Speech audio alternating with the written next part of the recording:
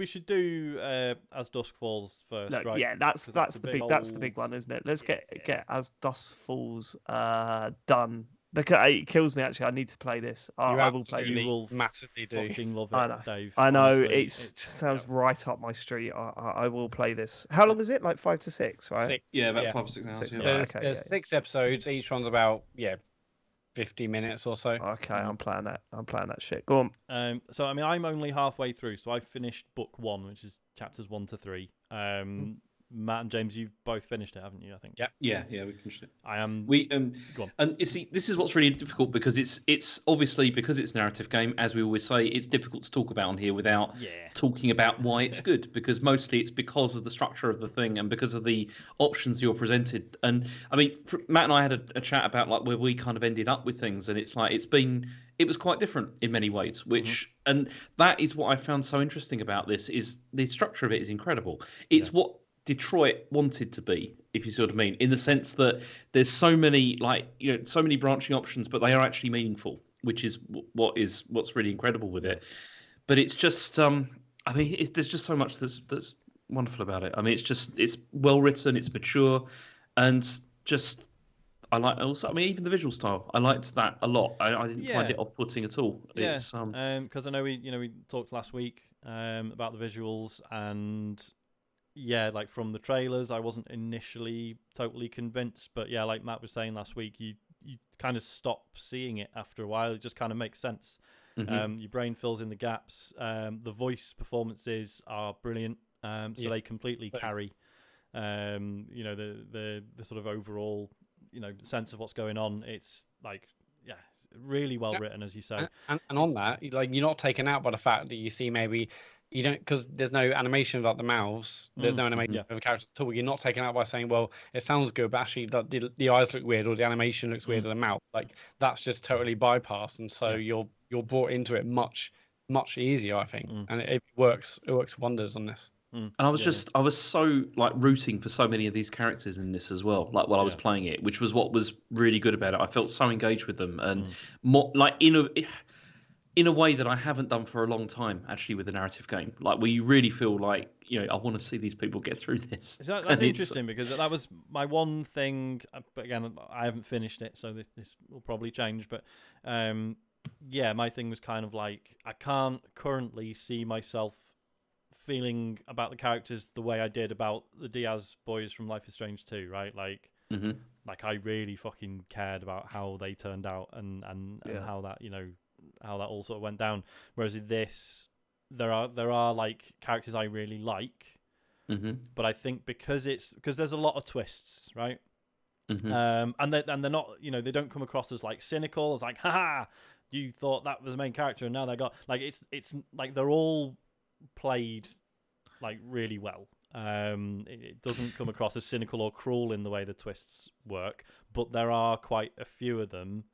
And you start to sort of think, all right, well, then anyone could go here. Yeah, basically. That sounds a lot like what was that bloody the horror game PS4? I always forget the name of it, and you're playing the sequels to them.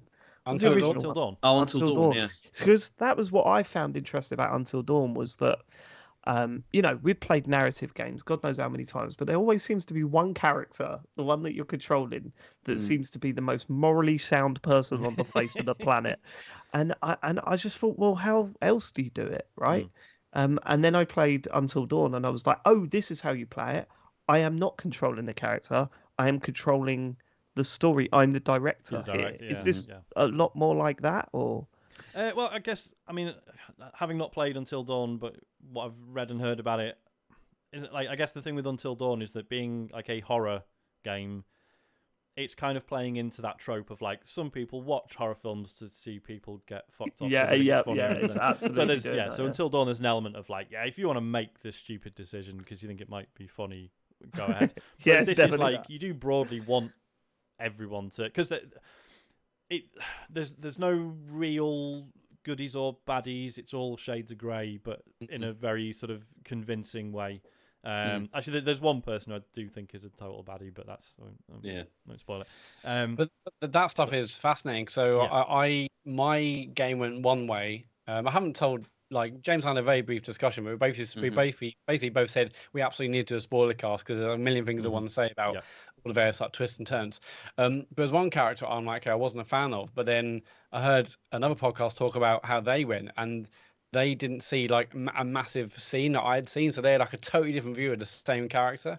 So I think that's brilliant. How depending on which way you choose certain decisions or which way a scene might play out, you might have a certain view of a certain character that's totally different from the next person playing it. And I think that's absolutely brilliant. That not only are there so many different choices and ways a scene could go, but just how you perceive characters from the first minute to the last can be totally different. And I think, like, Sony people can die. I mean, for me, there's a bit of a lull in the middle of the game where one person died, and I was like, oh, what?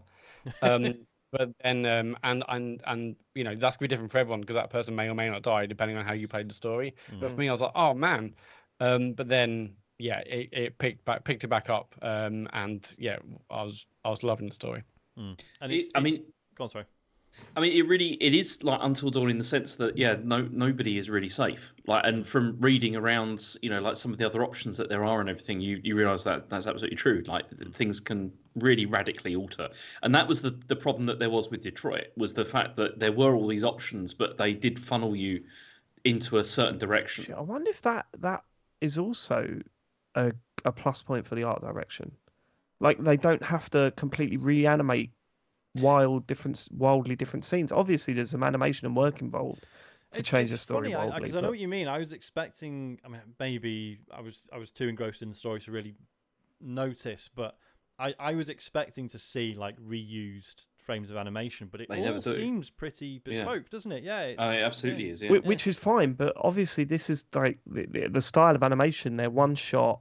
It's not like they're animating every single frame. I bet the workload's a lot easier to take the story into a different direction than it would a regular game, right? Well, this is it. And this is what's interesting about it, because as you were saying, like the amount of like branching paths and how differently things can play out. Like we saw with, certainly with Life is Strange 1 and to an extent with Life is Strange 2, they obviously struggled with that. They were like, oh yeah, we want all these decisions to play out in all, different and interesting ways. And then by the end, actually, there would be episodes where it's like, let's kind of flatten that tree down again. Let's actually bring everyone together. Yeah. Whereas this feels like it really has that breadth. Like at the end of each chapter, it shows you the flow chart, and obviously only details the things you've actually done. But when you see how many other options and how many other ways there are for things to play out, it's like, holy shit.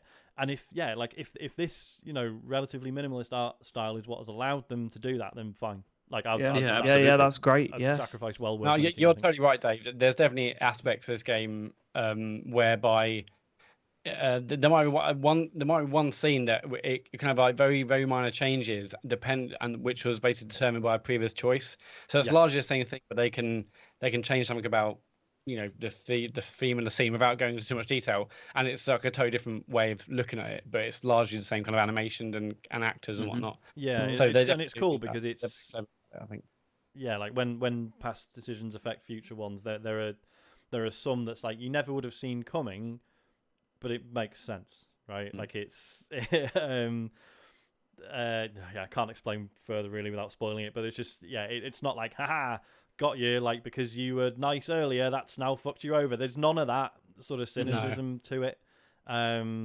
You've got to play it, Dave. But you see, also the other thing I like about it is that there are twists and stuff, but it doesn't do like sort of bullshit cliffhangers either, really. Every chapter. I like a cliffhanger. Why cliffhangers bullshit, James? No, like bad ones, as in like ones where it's just like, oh, what's gonna happen next? That kind of thing. Much. It's like, I don't know. I like it. The end of each of the chapters, there was like there was a moment you're like, oh shit, man, what's going to happen next? And even though each of these was about 50 minutes to an hour, I think overall the 6 hours absolutely flew by because each chapter flies by. I feel like you're making decisions every like 30 seconds. It feels like it's like a really nice flow to the narrative. I mean, it really does feel like a kind of modern TV drama. And I think I was saying to you, James, like I can't believe this hasn't been kind of done in this way before. We've had things like Life is Strange and the Telltale games, but they're very much kind of their own. Like they had their own flow and their own way of delivering narrative. This is basically delivered like a Netflix drama in so many of the same ways. And it feels brilliant. it's also because the gameplay is like pared down like significantly as well. Because like one of the things that is like like Sean, you said about like the connection you had with the Diaz brothers and everything, and I think like as I said, I was rooting for the characters in this, but I don't think it's fair to really compare the experiences because of the fact that you're playing it for such a short amount of time.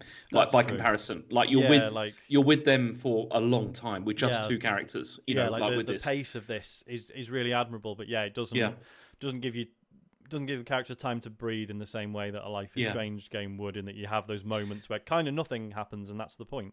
Exactly. Like you don't, because like the way, like with the gameplay, the way this works, like you don't have those bits where you're just wandering around, like looking at stuff or whatever and picking things up. You do that by clicking on stuff on screen or whatever, but it feels so much more streamlined, and I really loved that. Like the fact that it was like I didn't have to think, okay, now I've got to walk around a bedroom for a while looking at things. That was always the worst part of Life is Strange games, where they tried to add some game elements into it, and it just wasn't really. This does away. It's so much better for it. It's so much more streamlined. I'm like, and you were saying you don't get an awful lot of time with some of these characters, and by the end there are absolutely tons of characters. There's loads of different kind of storylines interweaving, and you're seeing different aspects of different storylines. So there's loads of characters. But it works. It totally works. And it's constantly like the pace really works. Like it's like you say, there isn't a dull moment in it. Like it's so like the pace of it is just brilliant. Like say it's like a TV show. It's like it really is. Yeah. I need to play this game. You really do, because it is excellent. Yeah. We're doing a spoiler cast on it then. I think we should. So James and I were talking, and we're like, well, neither of us took notes, but you can obviously go back into the game, and you can look at the big timeline of all your various decisions, and you can you can restart from any different scenes if you wanted to, maybe if you want to collect, I guess, achievements or whatever. So I would just go in myself and just like take pictures of the timeline, so I would remember. But I started listening to another spoiler cast this morning, and I'm like, oh my god, I can't believe that person did that. I can't believe this scene even was different. I thought this was like the main. Yeah, you need to stop listening to that. We need to do that together, because that's always the way it's done, isn't it? The argument. I've already finished the game, so I've got my story. But it's kind of mad how different and vibrant, how different and kind of varied it can be. Yeah, we have you need to play it. And there are plenty of bits there, Dave, where you'll be like, "Why did you make that decision? You are a monster." Are you already worried about it, James? You're bringing up. I'm not actually. I'm pretty happy with the ratings I got, because it also at the end of each chapter it gives you like a thing of like what meant the most to you, like from the decisions like you your made, values and your values and everything. Don't and I was fucking judge me. I don't like that. I was pretty Don't happy with judge mine. me. You don't know my values. Fuck you. Video game.